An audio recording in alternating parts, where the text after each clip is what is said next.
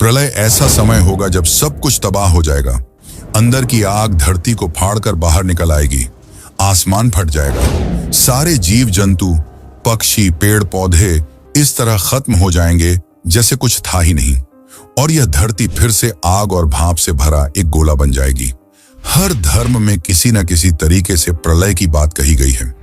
जब पाप अपनी सारी हदें पार कर जाएगा, तब प्रकृति किसी न किसी रूप में सब कुछ नष्ट कर फिर से खुद को स्थापित करेगी।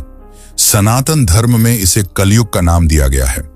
प्रकृति भी हमें ऐसे कई उदाहरण देती है कि कलयुग अब अंत होने वाला है।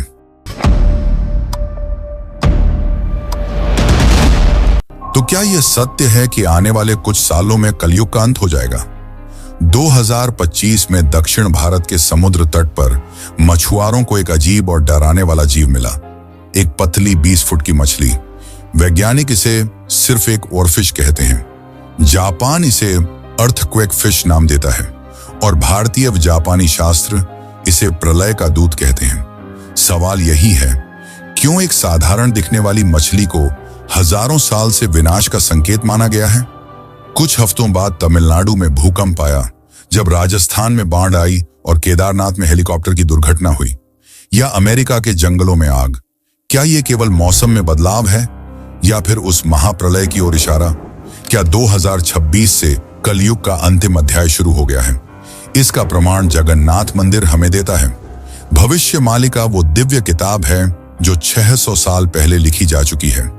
उसमें चेतावनी दी गई थी, जब भगवान का कल्पवट टूटे, जब ध्वज में अग्नि लगे और मंदिर के ऊपर अपशकुन दिखें, तब समझ लेना कि कलयुग अपना अंतिम अध्याय लिख रहा है। कल्पवट एक बड़ा बरगद का वृक्ष है जो 2019 के तूफान में उखड़ गया। और चौंकाने वाली बात यह है कि 2020 में कोरोना महामारी आई।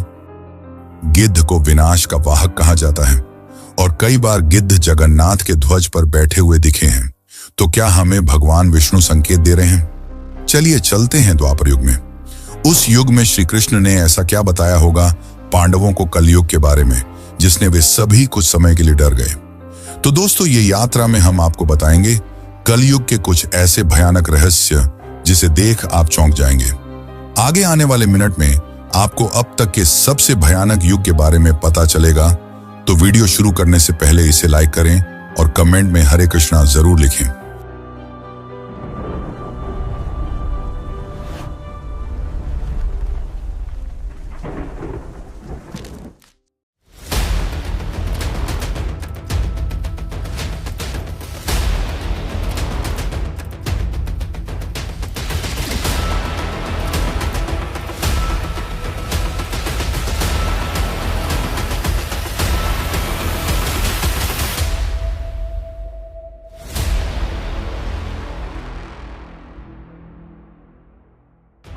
तो 2025 में और कुछ सालों में ऐसी घटनाएं हमें देखने को मिली हैं जिन्होंने हमें यह साफ बताया है कि हमारा अंत अब नजदीक है और कलयुग अपने चरम पर पहुंचने वाला है।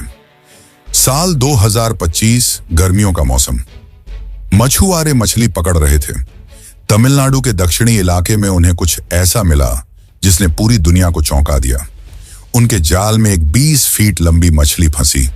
वह एक लंबी, चांदी सी चमकती, रिबन जैसी देह वाली मछली थी जिसकी आंखें गहरे समुद्र की तरह निर्जीव थीं। ऐसी मछली वहां के स्थानीय लोगों ने कभी नहीं देखी थी, लेकिन जिन्हें इस मछली के बारे में पता था वो इसे द डूम्सडे फिश के नाम से बुलाते हैं। वैज्ञानिक इसे ओरफिश कहते हैं। यह मछली समुद्र की सतह पर नहीं रहती। यह 1000 मीटर से भी अधिक गहराई में पाई जाती है, जहां सूर्य का प्रकाश तक नहीं पहुंचता। वहां से समुद्र की सतह पर आना सोचने का विषय था। अब आपको यह केवल साधारण घटना लग रही होगी और आप यह सोच रहे होंगे कि यह केवल एक मछली ही तो है, लेकिन जापान में एक प्रसिद्ध किंवदंती के अनुसार यह मछली समुद्र की गहराइयों से तब बाहर आती है जब जब समुद्र के नीचे कुछ भयानक होने वाला हो। जापानी लोक कथाओं में इसे ryugu no मैसेंजर कहा जाता है, जिसका अर्थ है समुद्र के नीचे के राज का दूत। और उनका दावा केवल दंत कथा नहीं है। 2011 की बात याद कीजिए। जापान के फुकुशिमा का वह भयानक भूकंप जिसने पूरे शहर को मैप से ही गायब कर दिया था। उसे कुछ महीनों पहले जापानी तटों पर दर्जनों ऑरफिश दिखाई दिए थे। इससे यह बात साबित होती है कि यह ऑरफिश समुद्र विनाश से पहले संकेत देता है। लोग इसे नजरअंदाज कर रहे थे, लेकिन यह मछली केवल इसी समय नहीं दिखी। तमिलनाडु के बाद ऑस्ट्रेलिया, न्यूजीलैंड, कैलिफोर्निया और तस्मानिया के तटों पर भी ऑरफिश देखी गई। 4 महाद्वीपों पर एक ही समय खंड में एक ही घटना। क्या यह संयोग था? आखिर इसका अर्थ क्या था? कोई भी समुद्र की चेतावनी नहीं समझ पा रहा था। उसी समय इजराइल और ईरान के बीच तनाव अपने चरम पर था। रूस यूक्रेन संघर्ष 5 साल पार कर चुका था। महाद्वीपों ने गठजोड़ बदलने शुरू कर दिए थे। उसी समय अमेरिका के जंगलों में भयानक आग लगनी शुरू हो गई। राजस्थान जैसे शुष्क क्षेत्रों में नदी जैसी धाराएं बह निकलीं और यूरोप ने रिकॉर्ड तापमान दर्ज किए। यह प्रकृति का तांडव था, लेकिन जो हादसे केदारनाथ और जगन्नाथ में हुए वो सुनकर आपके रोंगटे खड़े हो जाएंगे। 15 जून 2025 की सुबह एक हेलीकॉप्टर 6 यात्रियों और एक पायलट के साथ मंदिर दर्शन के लिए उड़ा। जिस समय हेलीकॉप्टर उड़ा, मौसम साफ बताया गया, सब सही चल रहा था। अचानक बादल पहाड़ों के नीचे आने लगे। यह दृश्य ऐसा था मानो पूरा पहाड़ बादलों में छिप गया है। पायलट को कुछ साफ नहीं दिख रहा था और हेलीकॉप्टर बड़े से ग्लेशियर में टकराया, जिससे उसके अंदर बैठे लोगों की मौत हो गई। इस घटना के कुछ घंटों बाद जंगल छट्टी मार्ग में भूस्खलन हुआ, जिसे देखते हुए प्रशासन ने यात्रा रोक दी। हैरान करने वाली बात तो यह है कि उसी दिन उसी समय अचानक प्रकृति क्यों बदली? क्यों अचानक से मौसम बदला? कृष्ण ने एक बार कहा था, जब प्रकृति थकती है तो वह मनुष्य को पहले इशारे देती है, फिर घटनाएं। 2025 में लगता था मानो हिमालय कह रहा हो, अब पर्याप्त हुआ, यहां प्रवेश मत करो। चलिए अब बात करते हैं जगन्नाथ धाम की। 600 साल पहले संत अच्युतानंद दास ने एक पुस्तक लिखी, भविष्य मालिका। यह पुस्तक में भविष्य के बारे में लिखा है, मानो पूरी मानव जाति के लिए एक चेतावनी लिखी हो। इस पुस्तक में लिखा था कि जगन्नाथ मंदिर के प्रांगण का पवित्र बरगद, जिसका नाम कल्पट था, वह यदि उखड़ जाए तो महामारी आएगी। और जरा सोचिए, इस पेड़ के उखड़ने के बाद क्या हुआ? जैसे ही यह पेड़ उखड़ा, कुछ समय बाद 2019 में फानी तूफान आया और वह पेड़ गिर गया। और कुछ समय बाद पूरी दुनिया में कोरोना महामारी फैल गई। जगन्नाथ समुद्र के किनारे बसा मंदिर है, जहां लगातार तेज हवाएं चलती रहती हैं। इसी की वजह से कोई भी पक्षी ध्वज पर नहीं बैठ पाता, लेकिन कुछ सालों से गिद्धों को ध्वज पर बैठते देखा गया। शास्त्रों में गिद्ध मृत्यु का दूत है। अगर वैज्ञानिकों की भाषा में कहा जाए तो यह वो जीव है जो शव खोजते हैं। लेकिन आखिर क्या कहना चाहते हैं ये सभी संकेत? क्या कलयुग का अंत अब नजदीक है? द्वापर युग के अंत के बाद कलयुग की शुरुआत हुई, लेकिन श्री कृष्ण को कलयुग का आभास पहले से था। उन्होंने पांडवों को कुछ ऐसा बताया कि वे स्तब्ध रह गए। तो आइए जानते हैं द्वापर युग में कलयुग की कथा। लेकिन उससे पहले वीडियो को लाइक जरूर करें। महाभारत के भीषण युद्ध के बाद हस्तिनापुर अपराजय हो चुका था। जब हस्तिनापुर की गद्दी पर धर्मराज युधिष्ठिर बैठे, तब दुनिया उन्हें विजयी राजा के रूप में देख रही थी। युधिष्ठिर के मन में चिंता ने जन्म लिया। वे सोच में पड़ गए थे कि आने वाला युग कैसा होगा। एक बार अर्जुन ने युधिष्ठिर से प्रश्न किया कि वे इतने चिंतित क्यों हैं। उन्होंने कहा, भ्राता, आप इतने चिंतित क्यों हैं? अगर यह कोई शत्रु है तो आदेश दीजिए, मैं अभी उसे पराजित कर दूंगा। युधिष्ठिर ने जवाब दिया, अर्जुन, तुम्हारे होते हुए हस्तिनापुर पर कोई आंख उठाकर भी नहीं देख सकता। युधिष्ठिर ने सभी पांडवों को कलयुग के बारे में बताया और यह बताया कि वे सोच में हैं कि कलयुग कैसा होगा, उस युग में लोग कैसे होंगे। युधिष्ठिर ने कहा, आने वाले युग में मनुष्य धर्म और अधर्म का अंतर खो देगा। जो सत्य है वही अपमानित होगा और जो असत्य है वही पूजनीय बन जाएगा। यह सुनकर भीम भी गंभीर हो गए। भीम, जो युद्ध में मृत्यु को खिलौने की तरह उठाते थे, पहली बार किसी अशरीरी भय से कांप उठे। सभी कलयुग के बारे में जानने के लिए उत्सुक थे। युधिष्ठिर ने कहा कि इस सवालों के जवाब केवल श्री कृष्ण ही दे सकते हैं। सभी पांडव द्वारिका की ओर प्रस्थान किए। द्वारका पहुंचने पर उन्होंने श्री कृष्ण को प्रणाम किया और पूछा, हे माधव, हमें बताइए कि कलयुग में मनुष्य कैसा होगा, उसका स्वभाव क्या होगा, उसका जीवन किस दिशा में जाएगा। कृष्ण मुस्कुराए, पर वह मुस्कान साधारण नहीं थी। कृष्ण समय में आगे देख सकते थे। उन्होंने कहा, इस प्रश्न का उत्तर शब्दों में नहीं, उसे अनुभव करना होगा। श्री कृष्ण ने सभी पांडवों से कहा कि आप सभी को वन में चारों दिशाओं में अलग अलग जाना होगा और मार्ग में जो भी पहली चीज दिखे वो मुझे बताना होगा। फिर मैं आप सभी को कलयुग के बारे में बताऊंगा। पांडव वन में प्रवेश कर गए। वन बाहर से शांत था, पर भीतर किसी अदृश्य शक्ति की तरह कांप रहा था। सभी पांडवों ने वन में भयानक दृश्यों और अजीब घटनाओं को देखा और उन सभी घटनाओं ने उनके मन में कई सारे प्रश्न पैदा कर दिए थे, जिनके उत्तर जानने वे श्री कृष्ण के पास लौटे। युधिष्ठिर ने सबसे पहले एक विशाल हाथी देखा, लेकिन वह हाथी विकृत था। उसके 2 सूंड थे और दोनों सूंडों से वह तेजी से पेड़ उखाड़ रहा था और फल निगल रहा था। वह रक्षक भी था और भक्षक भी। जब उन्होंने इसका उत्तर श्री कृष्ण से पूछा तो उन्होंने यह जवाब दिया, हे धर्मराज, यह आने वाले नेताओं और शासकों का प्रतीक है। वे वचन से धर्म की रक्षा का दावा करेंगे, पर कर्म से जनता को ही निगलेंगे। उनके 2 चेहरे होंगे, एक जनता को दिखाने वाला और दूसरा अपने लाभ के लिए। अर्जुन भी जंगल में अंदर जा रहा था और उसे दिखा एक दिव्य विशाल पक्षी, जिसके पंखों पर मंत्रों की आकृति चमक रही थी। देखने पर वो पक्षी सुंदर और स्वयं देवताओं का दूत लग रहा था, लेकिन उसी पल वो मांस खाने लगा। अर्जुन के मन में अजीब सी आपदा पैदा होने लगी। कृष्ण ने समझाया, यह कलयुग का ज्ञान है, जहां विद्वान होंगे पर आचरण नहीं, जहां धर्म बोला जाएगा पर धर्म जिया नहीं जाएगा, जहां धर्म गुरु और ज्योतिषी ज्ञान बेचेंगे, मानो ज्ञान नहीं व्यापार की वस्तु हो। अब भीम की ओर आते हैं। भीम ने एक गाय को देखा जिसने बछड़े को जन्म दिया था। प्रेम से गाय बछड़े को छांट रही थी, लेकिन अत्यधिक प्रेम में उसे इतनी जोर से छांट रही थी कि बछड़े की त्वचा छिल गई और खून निकल पड़ा। भीम समझ नहीं पाए, ममता कैसे विनाश का कारण हो सकती है। श्री कृष्ण ने कहा कि कल युग में माता पिता का प्रेम इतना अधिक होगा कि वे अपने बच्चों को संघर्ष से बचाएंगे, दुनिया से लड़ना नहीं सिखाएंगे, उन्हें हर चीज की सुख सुविधा देंगे जो उनके विनाश और कमजोरी का कारण बनेगा। सहदेव ने 6 कुएं देखे थे, जिसमें से 5 कुएं भरे हुए थे और 6ठा कुआं खाली था। यह बिल्कुल एक पहेली जैसा था। जब उन्होंने यह बात श्री कृष्ण को बताई तो उन्होंने कहा कि कल युग में लोग अपनी शोभा बढ़ाने के लिए लाखों पैसे खर्च करेंगे, लेकिन अगर कोई भूखा किनारे बैठा हो तो उसे पानी तक नहीं देंगे। और अंत में नकुल ने पर्वतों के पास एक विशाल चट्टान को लुढ़कते देखा। चट्टान ने बड़े बड़े वृक्षों को तोड़ दिया, पर जब वह एक छोटे से पौधे के पास पहुंची तो अचानक रुक गई।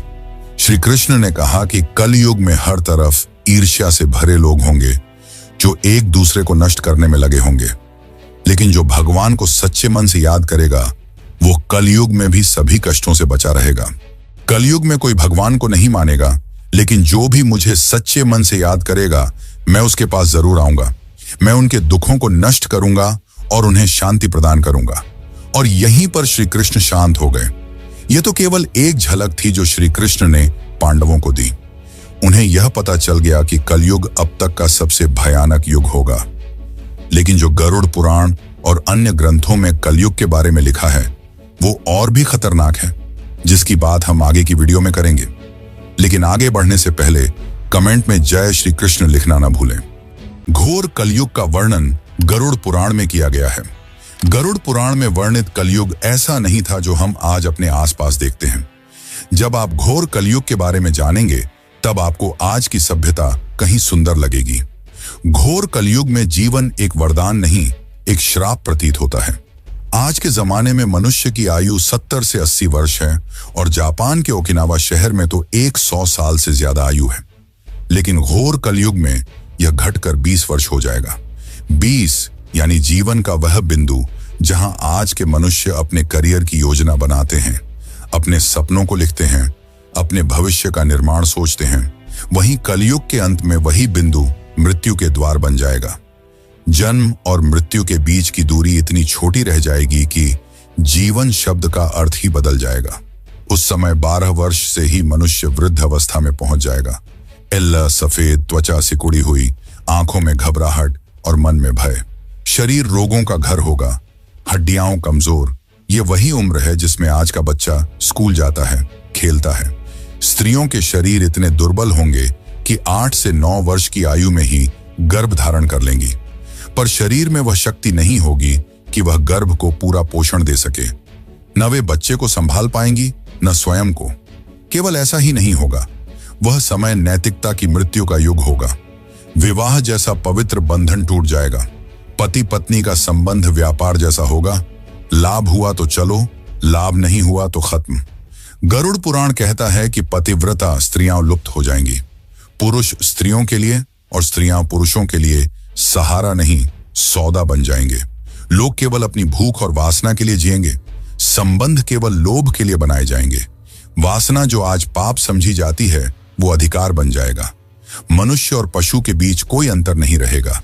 आज हम अपने आसपास बड़ी बड़ी इमारतें देखते हैं, लेकिन घोर कलयुग में विकास का पहिया उल्टा घूमेगा। भागवत पुराण में लिखा है कि मानव कद भी छोटा होता जाएगा। सभी मनुष्य बौने होंगे और पेड़ के जड़ों में बिल बनाकर चूहे बिल्ली की तरह रहेंगे। उस समय जल इतना दुर्लभ होगा कि लोग स्नान करना छोड़ देंगे। शरीर गंदगी से, मन अधर्म से और वातावरण दुर्गंध से भर जाएगा। पूजा पाठ और दान सब समाप्त हो जाएगा। लेकिन घोर कलयुग का सबसे भयानक रूप यह नहीं है। उस समय प्रकृति अपनी शक्ति खो देगी, मिट्टी उपजाऊ नहीं रहेगी, पेड़ फल देना बंद कर देंगे और जो भी अनाज उगेगा वो जहरीला होगा। मनुष्य सभी पेड़ पौधों, जंगलों को काट चुके होंगे, जिसके कारण सांस लेने में दिक्कत आम बात होगी। अब अगर अन्न नहीं मिलेगा तो मनुष्य मांस पर निर्भर होगा। पहले वो जानवरों का मांस खाएगा, उसके बाद वे एक दूसरे का मांस खाएंगे। आज की दुनिया में इसे कैनिबलिज्म कहा जाता है, पर उस समय यह साधारण बात होगी। यह भी पुराण में लिखा है कि अंत में मनुष्य को जीवित रखने वाला केवल बकरी का दूध बचेगा। एक ऐसा दूध जो शक्ति नहीं देता, बस जीवन को खींचता है। नदियां सूख जाएंगी। केवल एक दो नहीं, गंगा, यमुना और सरस्वती जैसी नदियां जो कभी सभ्यता की माता थीं, वे लुप्त होंगी। नदी का पानी अमृत माना जाता था, अब वही पानी किसी खजाने से अधिक मूल्यवान होगा। लोग पानी के लिए युद्ध करेंगे, हत्या करेंगे और जो पानी के पास होगा वह राजा होगा। जरा कल्पना कीजिए, आसमान से पानी नहीं, एसिड बरसेगा जो शरीर पर पड़ते ही उसे जला देगा। पृथ्वी पूरी तरह थक चुकी होगी। मनुष्य, पशु, वृक्ष सभी अपनी आयु पूरी कर चुके होंगे और विनाश की ओर बढ़ रहे होंगे। गरुड़ पुराण कहता है कि जब पाप का घड़ा भर जाता है, तब विनाश की शुरुआत तलवारों से नहीं, सन्नाटे से होती है। आकाश काला पड़ जाएगा, हवा रुक जाएगी, हवा रुकना बंद कर देंगे और सूर्य की रोशनी पीली पड़ जाएगी। उसी सन्नाटे में भगवान विष्णु सूर्य की किरणों में प्रवेश करते हैं और फिर एक ऐसी असंभूत घटना घटित होती है जिसकी कल्पना भी आज का मनुष्य नहीं कर सकता। आकाश में एक सूर्य नहीं, 7 सूर्य उदित होते हैं। तो आइए जानते हैं क्या है इन 7 सूर्यों का रहस्य। ये 7 सूर्य महाविनाश का संकेत होंगे। इनकी तेज और गर्मी इतनी होगी कि सब नष्ट कर देगी। पहले तालाब सूखेंगे, फिर नदियां और समुद्र। नमी हवा में नहीं टिकती, बल्कि सीधी भाप बनकर ऊपर उठती जाती है। धरती की मिट्टी फट जाती है और बड़े बड़े दरारें बनती हैं। धरती की सतह कछुए की पीठ जैसी दिखाई देती है, सख्त, सूखी, जली हुई और पूरी तरह उजाड़। लेकिन विनाश केवल एक तरफ से नहीं होगा, विनाश दोनों दिशाओं से होता है। गरुड़ पुराण कहता है कि जब 7 सूर्यों की गर्मी पृथ्वी को ऊपर से जलाएगी, उसी समय पाताल लोक में बैठे भगवान शेषनाग अपना मुख खोलेंगे। उनके मुख से निकलने वाली अग्नि को कालाग्नि कहा गया है। एक ऐसी आग जो जीवन को जला नहीं, तत्वों को अलग करती है। इसके प्रभाव से पृथ्वी अंदर से जलने लगेगी। पक्षी नष्ट हो जाएंगे, वृक्ष जड़ से भस्म हो जाएंगे, हवा जहरीली हो जाएगी और चारों ओर आग का जहरीला धुआं फैल जाएगा। वो धुआं इतना जहरीला होगा मानो उसे सूंघते ही कोई भी जीव, पशु, पेड़ सभी नष्ट हो जाएंगे। जब सब कुछ जलकर खाक हो जाता है, तभी प्रलय का दूसरा चरण आरंभ होता है। वह चरण जिसमें जल अपनी सत्ता वापस लेता है। अब समय आएगा और भगवान विष्णु रुद्र रूप धारण करते हैं और अपनी सांसों से ऐसे बादल उत्पन्न करते हैं जिन्हें संवर्तक मेघ कहा जाता है। ये बादल सामान्य बादलों जैसे नहीं होते। उनका रूप हाथी के सूंड जैसा भारी और विशाल वर्णित है। पुराण कहता है कि इनमें साधारण वर्षा नहीं होती। इन बादलों की गर्जना से पूरी पृथ्वी हिल जाती है।